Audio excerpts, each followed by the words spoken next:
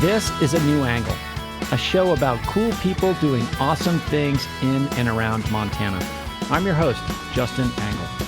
This show is supported by First Security Bank, Blackfoot Communications, and the University of Montana College of Business. Hey folks, welcome back, and thanks for tuning in. Today's guest is Jeffrey Funk, a blacksmith from Bigfork, Montana, who's been crafting public sculpture and architectural metalwork for over 30 years. I do really have a great appreciation for ignorance because it's so much fun to dig through it, to kind of part the reeds in the river and find out what's next. Jeffrey is the director of the new Agrarian School, an organization that teaches blacksmithing and other traditional rural crafts. Jeffrey, thanks for coming on the show. Thanks for having me. I'm really delighted to be here. I love this sort of programming as part of our local radio station. It makes it so we can be friends with people all over the state. I love it. Well, thank you for being here. So tell us, where did you grow up and what did your parents do? I grew up, to the point that I did grow, in teenagehood in Delaware. Okay. My father was an architect. My mother was a homemaker and worked in administrative work for the state government. Sure. And I was in Delaware until age 17, and I just went west from there. Yeah, what was the draw pulling you west? Well, the mountains. Sure. They have a gravitational force, Yes. for sure. And what was the reason for landing in Montana? Well, initially at age 18, I came out to visit and ended up moving to Basin, Montana, where a dear friend of mine had a job in Boulder. Okay. As part of work with Antioch College, which had what they called a co-op job program. Sure. And she was there. I came to visit. I just fell in love in more ways than one. And that's what got the Montana dirt on my feet. Okay. And at what stage of the game did blacksmithing arise as a career objective? Well, I don't know that I ever actually had a career objective. Right. I think I'm working on one now. Right. I'm not sure that I have one either. So let's be honest here. Yeah, we're talking about the early 70s. Right. And I had a pretty good measure of wanderlust. I also loved working with my hands. I was really fortunate in high school to have a job which incorporated design, welding, fiberglass work, sculpture, architectural models, and mostly the building of natural history museum exhibits. Okay. And I did that from when I was 14 till I was 17. I left school and Delaware a year early. I was kind of chomping at the bit. Formal education didn't hold my attention very well. Okay. But what were you interested in? I was interested in everything. Okay. I was interested in making things. Right. I don't know how I would have articulated it at the time, but I was pretty signed up for the back to the land sort of thing, and being self-reliant as a hippie going west. But I had no training in forge work, and for those who really don't know what that is, that's using iron with applying a lot of heat and deforming it as a plastic medium. Okay. It's very different than welding, and it's very different than casting. So you heat the material, you strike it with hammers, and you change its shape. And that's really what it is. How you apply that, what you use it for, there's a zillion things. Okay. So it's an ancient craft that in the early 70s was in America undergoing the kind of first breaths of a renaissance. There was really no intact tradition. There was memories, there was old people that talked about it. There wasn't much really going on, but there was a number of people throughout the country, in particular in the Southeast, who decided that this was a craft worth investing in. And so a lot of people, myself included, were just exploring it from a very basic standpoint without instruction. Let's talk a little bit about that history. So I assume the rise of industrialization sort of displaced a lot of blacksmiths, I would imagine. Absolutely. I mean, they became irrelevant. Yeah, and historically, some copy on your website that stood out is this notion that historically blacksmiths were feared and esteemed. And talk about that sort of lore around the craft. Well, that lore depends on where you are culturally. Okay. There's a lot written about those perspectives in Africa, and of course Africa is not a unity. I mean, there's a lot of diversity right. within the African and the ancient African metalworking system, but it's a practical alchemy. Yeah. To work with metal, and especially when you're making tools and you can make what was a relatively soft metal into a very hard metal by these processes which were not technically understood until really only about 150 years ago, and yet they were practiced for millennia. And so it's a form of magic in a way. It's a form of understood magic. As a form of magic. And so magic is both exciting and fear-inspiring. Yeah. And different cultures just had different ways of esteeming the smiths. Sure. In some parts of Africa, the blacksmiths were responsible for male circumcisions.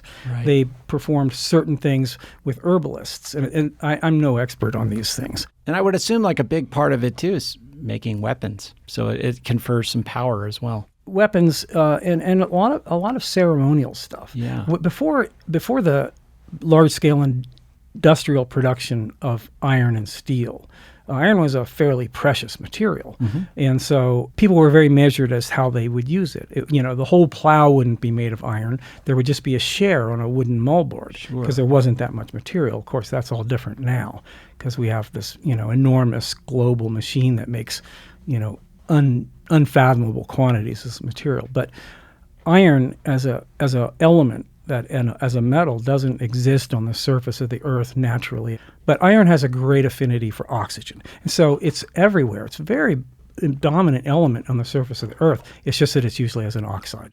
Back to your kind of entry point. It's the late 70s. There's this kind of groundswell of interest in blacksmithing as a craft. You want to make things. It catches your attention.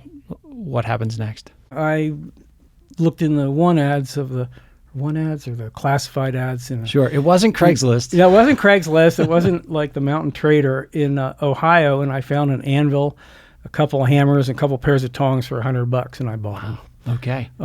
I still have them. And off you went. And I went in the most completely blind and ignorant fashion, which tends to be one of my qualities, whether it's a positive one or negative one. I do really have a great appreciation for ignorance because it's so much fun to dig through it, to kind of part the reeds in the river and find out what's next. Sure, the other side of it is curiosity, yeah, right? No, insatiable. Okay, so at what point did it become like something that you could do to make things you were proud of and maybe derive some income from? In my late teens, I was doing this and that. I remember one of the first forging projects I did, I made a series of semi-tuned percussion gongs or bells for a percussionist in Ohio.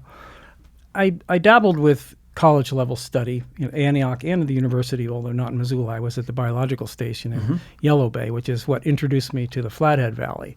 I loved that work. It was great, but it was all field work, and I wasn't really wired for libraries and classrooms, and so I just decided to stay there and see what I could whip up with my $100 anvil and hammers, and I got a little place to work, and I don't know, just people called, and I would always design my projects so that there was some significant new thing to learn. I wouldn't do a project if there wasn't. And so one of the things I also read from your bio is a commitment to technical and aesthetic integrity. Talk about those two qualities. Like, do they correlate or do they conflict? Like, how do those things manifest in your work?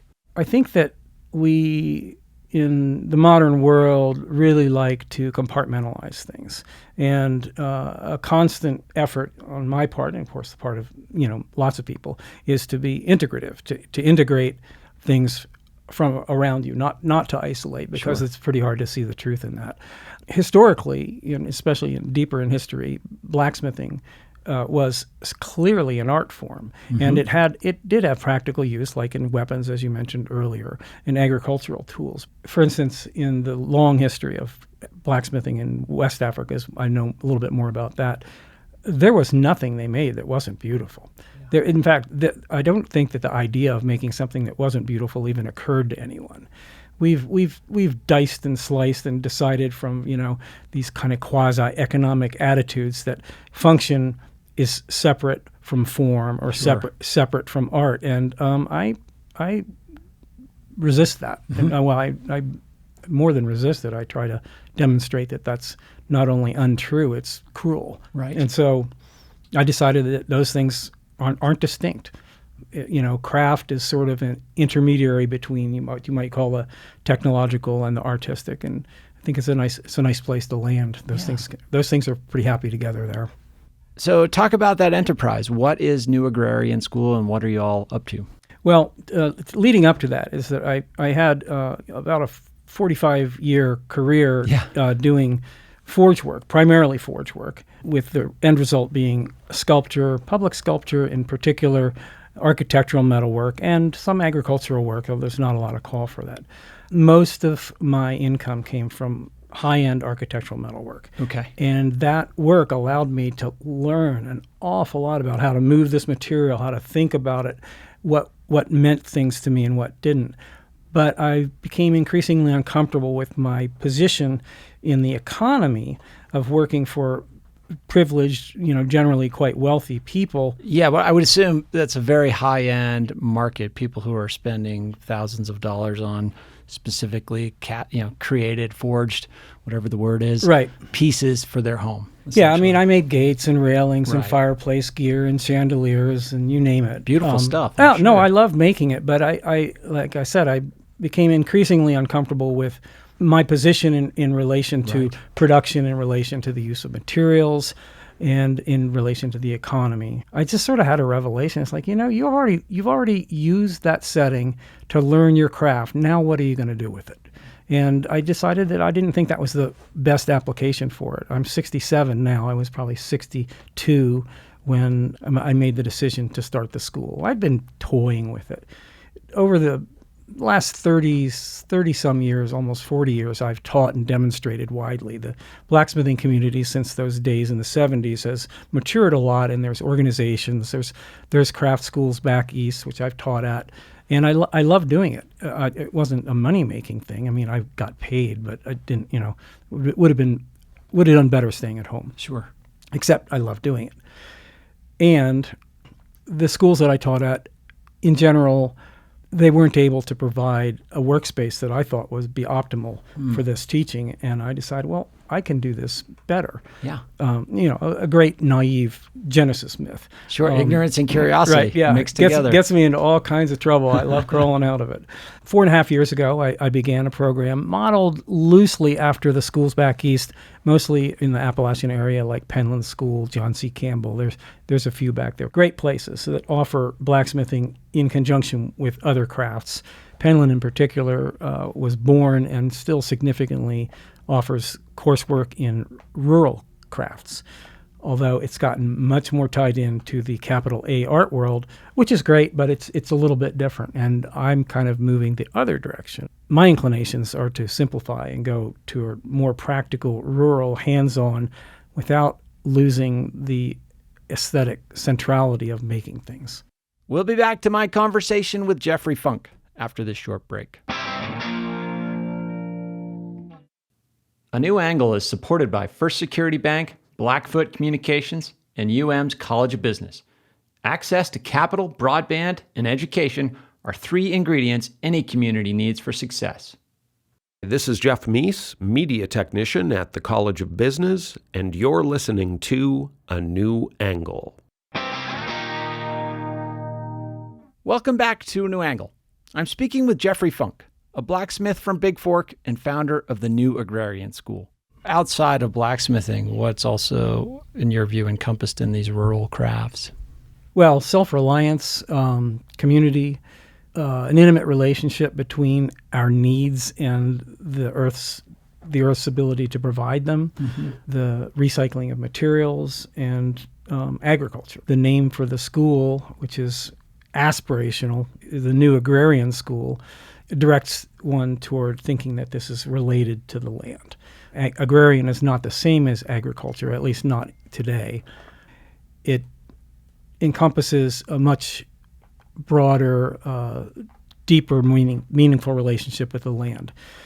Blacksmithing, the material of blacksmithing is steel and or iron, and those form the skeleton of industrial society. There's no question about it. They're the spear points of our destruction of the earth.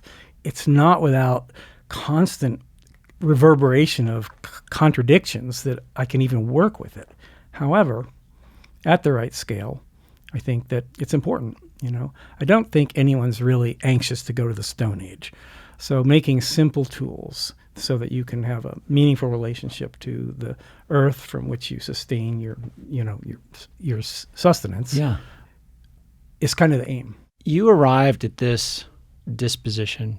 I'm sure it manifests in your work, but also in the curriculum. Do students who come to the new Agrarian School who want to learn from you and your colleagues, I'm sure there's a range of folks that come. Some share that disposition, and some probably learn about it as they experience the workshops. Yeah, the school seems to attract a certain inclination amongst people who would be interested in working with iron. It is not an industrial approach. And if you read anything on the website, that becomes pretty clear. Mm-hmm. Most people probably don't read that stuff. They just want to learn how to make a hammer or how to make a hoe or how to make a chisel or an axe. That's okay. That's okay. But the attitude of any instructor seeps into the classroom or into the realm of the students, whether it's overt or not. Mm-hmm. And the school takes place on a 10-acre parcel. It's a rural location, and the object is to have a more conscious integration with the land as things go on. As part of my philosophy, really, if you can call it that, is that I don't want to borrow. I don't want to go into debt for any of this. So this is all, I'm just building it as I can. So the students that come to you, are they looking to pursue careers in metalwork, or are they kind of looking to hone their skills as an artist? Are they looking for a recreational pursuit? What's kind of the mix of students? Well, kind of all of those things. Okay. The younger people, that is 35 and under, most of them have an interest in the possibility of pursuing it as a career. Okay. I also have mid-career people come and take more advanced classes. Sure.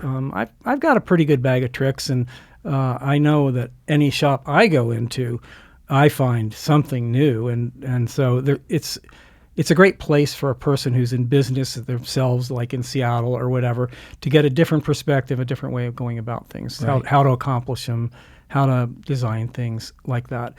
And then there's older people, retired people who don't have any ambitions for a career, but they are interested in a craft or pursuing something they had always thought about, but as an accountant they didn't have time for it, or whatever they might have been. So the age span is from, you're supposed to be 18. We've let a few younger people all the way into the late 70s. So continuing on with this thread of trying to escape that discomfort you had with serving a very wealthy client base to trying to make high-quality metalwork more accessible, how do we get to a stage where those sorts of products and things that you and folks that go to your school and other colleagues produce, how do we make those more accessible to more people and more affordable?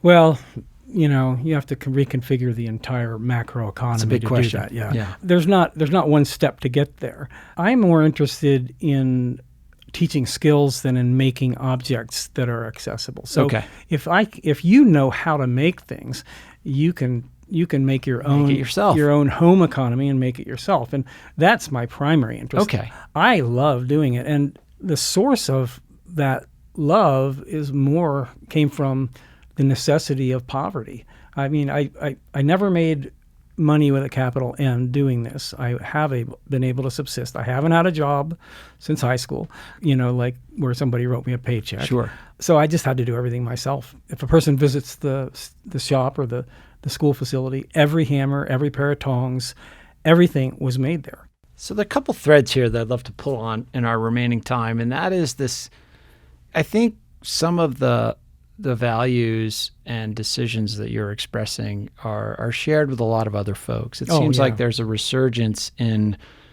local economies, artisanal products, whether that's a farmer's market or a CSA share or home brewing or home birthing or foraging, or all of these behaviors that are intentionally kind of stepping out of the traditional capitalist model in many ways. Like it's easier for folks to go to Walmart to get what they need.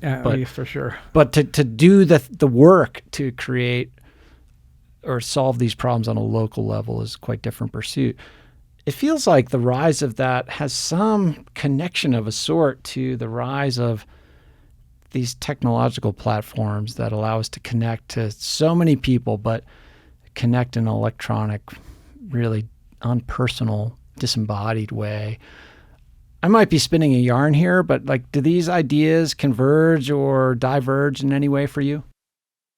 Certainly, social media has had an effect on blacksmithing as it has everything else, and especially among younger people. Instagram is super, super saturated with blacksmithing type of stuff. Yeah. However, I would also say that people's interest in blacksmithing and related crafts, but maybe even blacksmithing in particular, is partly a reaction from a reaction to and a step away from the consumer economy. I think a lot of times people don't even necessarily know why they're drawn to it, but whatever they're looking for, their phone is not giving them. I think that's what I'm getting at. What is the draw to these sorts of things? There's nothing more direct than a hammer blow. Blacksmithing, there's a few things that distinguish it from other crafts. I'm not going to preach how great it is compared to everything else. Sure. But it is true that the blacksmith makes the tools for the other craftsmen. The woodworker, the glass blower, not so much the potter, the farmer. Virtually everyone uses things made of metal. Sure. And so I've made lots of tools, including for potters. I make raku tongs for handling hot pots. I make tools for all kinds of crafts. And so it's this it's almost paternal in the way that it supports the other crafts.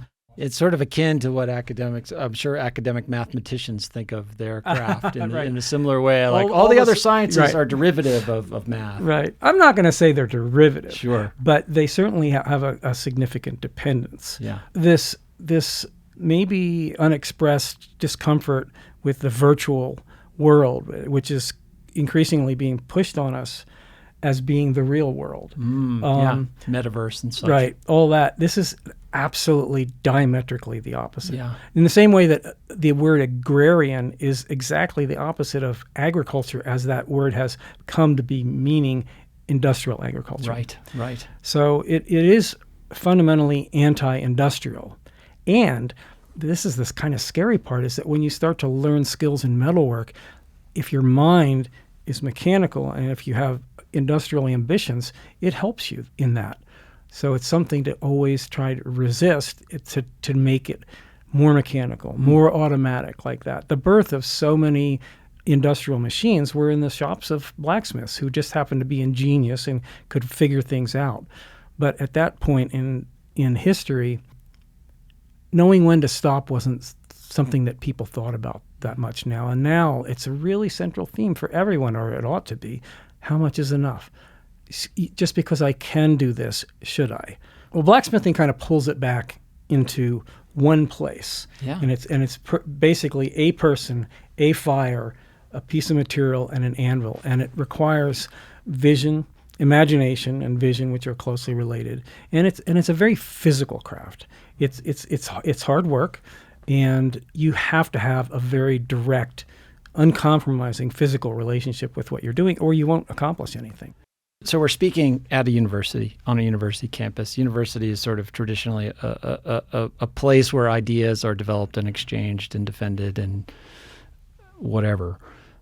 Some of the ideas that you're expressing are certainly missing in aspects of our curriculum here. You mentioned before we started recording that, hey, I had no formal education and whatnot, but how can we do a better job as educators incorporating some of the powerful ideas that you've expressed today? Well, there's certainly a deep well of literature that I found inspiring and would be welcome. I mean, it could be part of academia. It's not necessarily a major part. I'm personally really highly influenced by writers like Wendell Berry. Mm-hmm. He's someone who I respond to and kind of ask questions in my own mind toward. And a lot of it has to do with cultivating an attitude of appropriate restraint, technological restraint, ambition restraint, keeping things at a scale that are human. And I personally think that some of this is probably genetic, and that our capacity to process information, relationships, you name it, is small. And that's completely antithetical to the trajectory of today's world.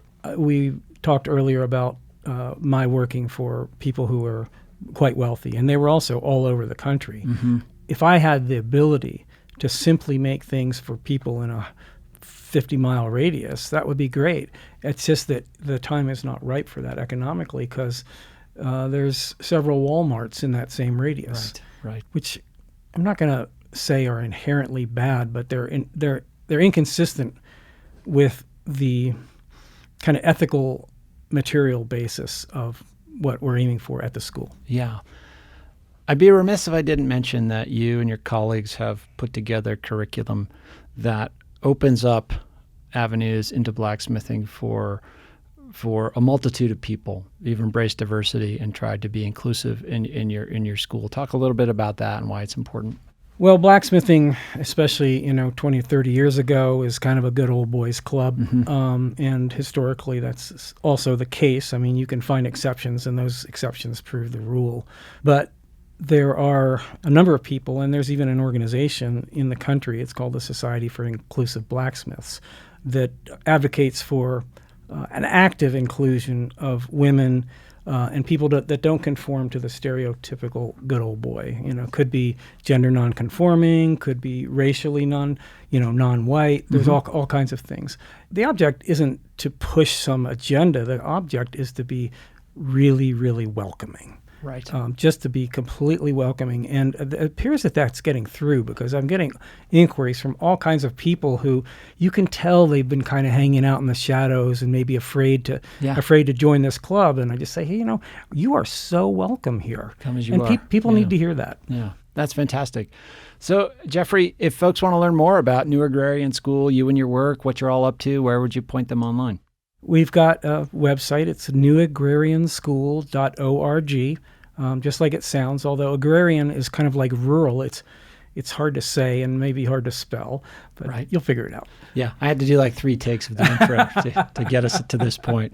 Anyway, Jeffrey Funk, such a pleasure to learn more about you and your work, and keep at it. And if there's anything we can do to help, we're happy to. Thanks for being here. It's a privilege, Justin. I appreciate what you're doing and look forward to hearing more of what you're doing and talking to you more. Thank you.